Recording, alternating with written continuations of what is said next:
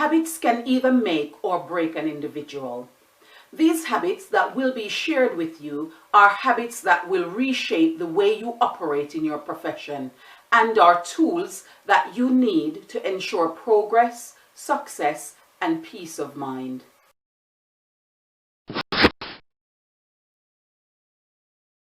Planning takes up a significant chunk of teachers' time. When planning and preparing for lessons, plan for a unit of learning with all ability ranges in mind. Keep this resource electronically.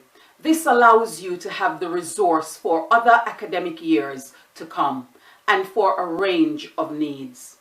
Next time it is taught, you need minor tweaks rather than a full plan, which saves a lot of time in the long run.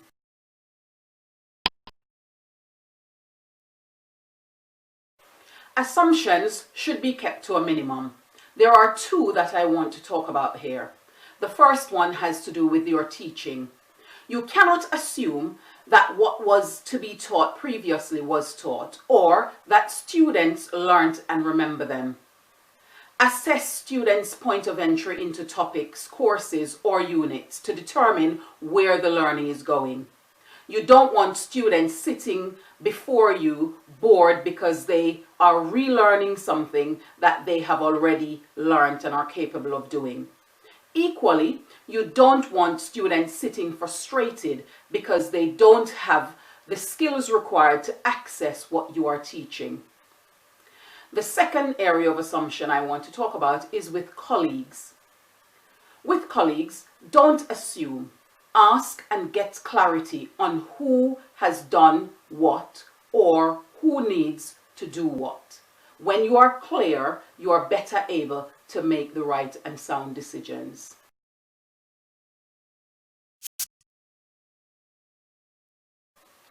Part of learning is failing. Embrace failure.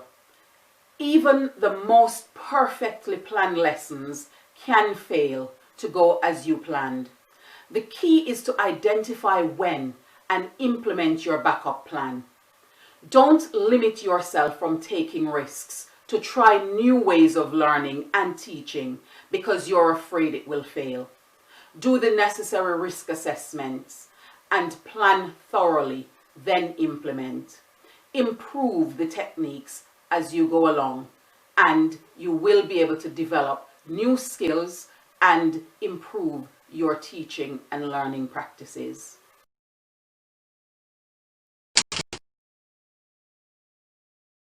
People tend to start out with good intent. Teachers, students, and parents make mistakes and have off days. Sometimes people behave in ways that are both unreasonable and inappropriate. Be mindful that there are many times when this could happen and that there are many factors that are at play.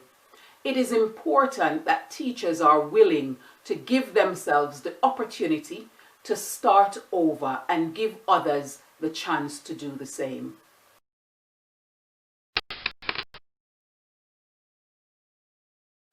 Start out good. Have clear ideas for behavior you expect from students and how you will get it. Be clear about these in your own head.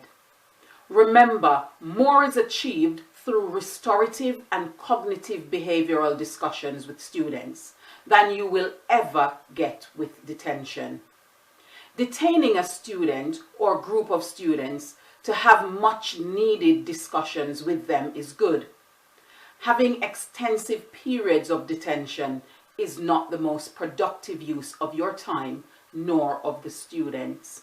So be mindful how you're going to address behaviors to ensure that you have the desired behavior from your students in each of your lessons.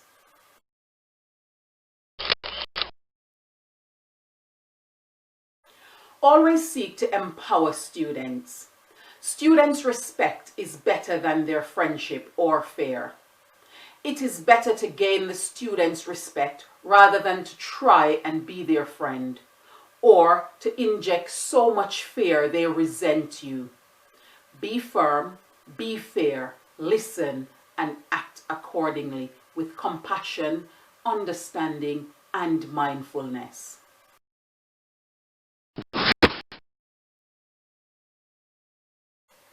Correspondence are an essential part of teaching.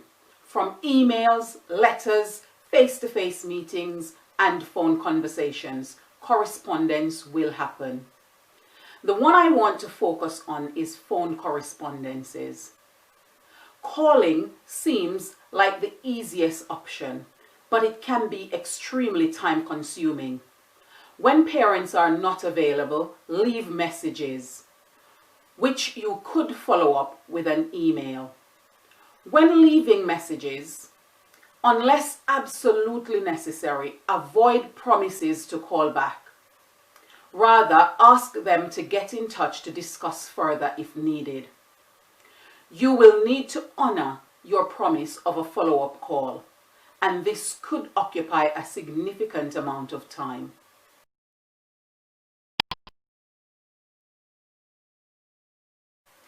Prioritize. Things are important to everyone, and everything seems to be needed ASAP. Focus on your list of priorities. Make a list of things to do each day and work through those. Emails can be overwhelming. Set aside time in your working day to read them. Manage your work-life balance effectively. When working from home, have a time frame in which this will be done and stick with it. If you don't, it easily will slip and you can't tell where your work life ends and your personal life begins. Work-life balance and effective strategies contributes positively to overall efficiency. You are now armed with vital knowledge others before you might not have had. Use the information appropriately to give your career a boost. It is up to you to apply wisdom.